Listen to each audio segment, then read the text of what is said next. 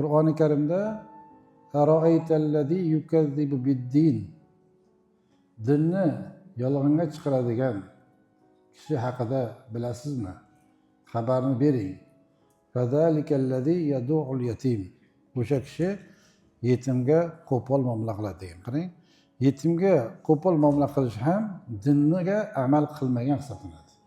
Chunki dinimizning buyruqlari ularga chiroyli muomala qilish. Qur'oni Karimda Alloh taolo yetimga qo'pol muomala qilganlarni dinni amallarini bajarmagan, din hukmlarini yolg'onga chiqargan deb bayon qilyapti. Boshqa oyat karimada payg'ambarimiz alayhisolatu vassalamga Alloh taolo fa'ammal yatima fala taqhar degan.